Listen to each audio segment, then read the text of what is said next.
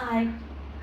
ഇന്നേ ഒരു ഞണ്ടും ഒരു നെണ്ണിൻ്റെ ചെറിയ കുഞ്ഞ്. ഞങ്ങൾ രണ്ടുപേരേ ഉള്ളൂ. അപ്പം അധികം മീനൊന്നും മേടിച്ചില്ല, ഇച്ചിരി മീൻ മേടിച്ചു. അപ്പം ഒരു കപ്പയും കുറച്ച് കപ്പയും മേടിച്ചു. അന്നേരം അത് കുക്ക് ചെയ്യാനുള്ള പരിപാടിയിലാണേ. അത് ഈ കപ്പയൊക്കെ ഒന്ന് പൊളിച്ചെടുക്കട്ടെ. അത് കഴിഞ്ഞിട്ട് വേണം ഞണ്ട് വൃത്തിയാക്കി. കപ്പയും മീൻകറിയും കഴിച്ചിട്ട് കുറേ ദിവസമായി, പിന്നെ അത് കഴിക്കാൻ ഒരു തോന്നില്ല. ഞാൻ അതൊക്കെ ഒന്ന് വൃത്തിയാക്കി എടുക്കട്ടെ.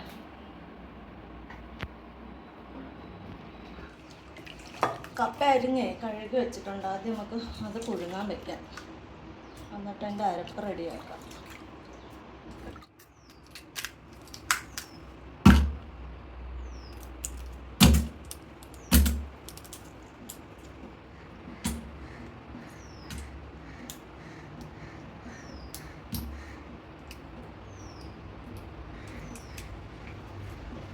ഞണ്ടൊക്കെ ആകെ രണ്ടേ ഉള്ളൂ, അത് വൃത്തിയാക്കി എടുക്കാം. കാര്യം കുറച്ചേ മേടിക്കത്തുള്ളൂ, 2 പേർക്ക് കഴിക്കാനുള്ള സാധനമേ മേടിക്കത്തുള്ളൂ. ഇവിടെ അത് വൃത്തിയാക്കി എടുക്കട്ടെ. എൻ്റെ കാലൊക്കെ ഇങ്ങനെ തല്ലി പൊട്ടിച്ച് ഇതാക്കി എടുക്കുക. കൊച്ചുങ്ങൾക്ക് തിന്നാനുള്ള എളുപ്പത്തിന് വേണ്ടിയാണ്. എൻ്റെ പിന്നെ അത് കടിച്ച് പൊട്ടിക്കാനൊക്കെ ഇച്ചിരി പാടല്ലേ.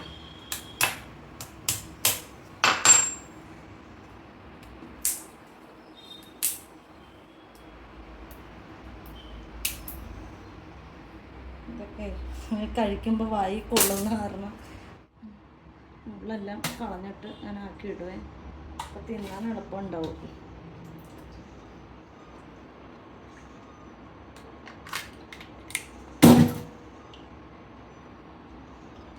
മീൻ പരട്ട എല്ലാവരും ഒരുപോലെയൊക്കെ തന്നെയാണല്ലോ. മഞ്ഞൾപ്പൊടി, മുളക് പൊടി, കുറച്ച് കുരുമുളക് പൊടി,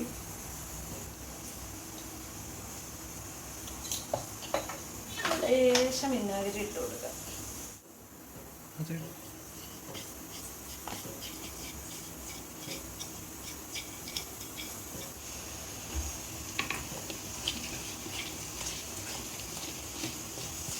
ലേശം വെള്ളം.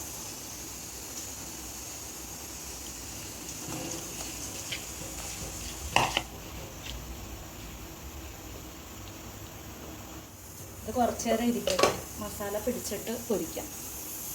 കപ്പ വെന്ത് റെഡി ആയിട്ടുണ്ടേ. നമുക്കതിൽ ചേർക്കാനായിട്ട് അരപ്പ് തയ്യാറാക്കാം.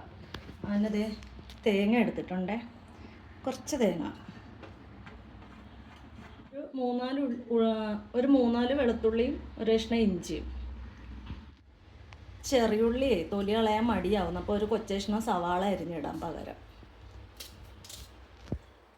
ഒരു 3 പച്ചമുളകേ, അത് ഒരത്തര എരിവ് പോലെ. ലേശം മഞ്ഞൾപ്പൊടി, നിറം കിട്ടാൻ വേണ്ടി ഒരു ഇത്തിരി മുളക് പൊടി,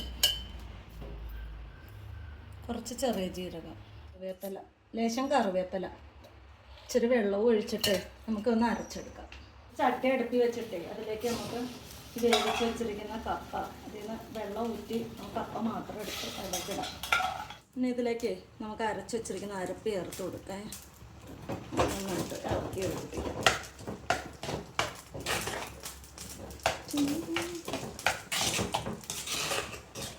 കപ്പയെ നല്ല വെന്തങ്ങ് കലങ്ങിയേ. ഉപ്പുണ്ടോ നോക്കട്ടെ, ഉപ്പ് കുറവാണെങ്കിൽ ഇച്ചിരി ഉപ്പ് ഇട്ട് കൊടുക്കാം. എണ്ണ ചൂടായിട്ടുണ്ടെങ്കിൽ നമുക്ക് കുറച്ച് ഉലുവ ഇട്ട് കൊടുക്കാം.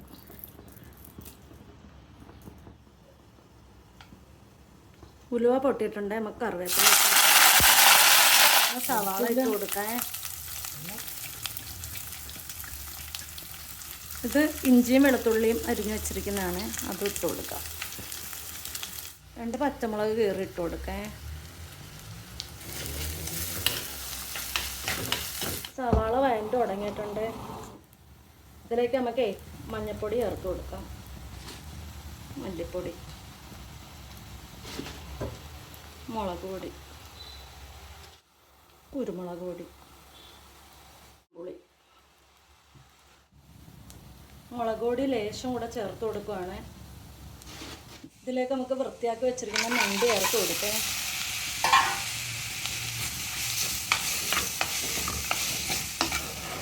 ഇതിലേക്ക് തേങ്ങയുടെ ഒന്നാം പാല് ചേർത്ത് കൊടുക്കാം. ഈ ഒന്നാം പാലിൽ ഇത് വേവട്ടെ. ഉപ്പും കൂടെ ചേർത്ത് കൊടുക്കേ.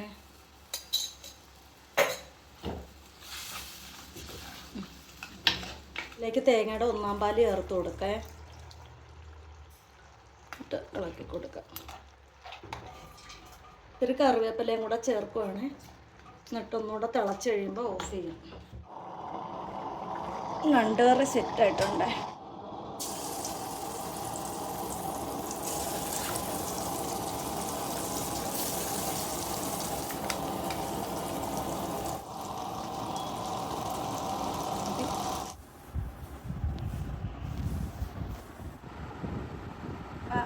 ചോറ് കഴിക്കട്ടെ. ഞണ്ടുകറിയും കൂട്ടി കപ്പ കഴിച്ചിട്ട് കുറേ ദിവസമായി.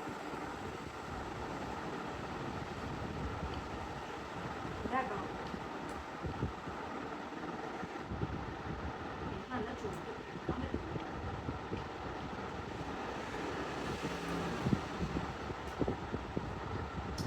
അപ്പം നിങ്ങൾ പോയി ഊണ് കഴിച്ചോ. ബൈ.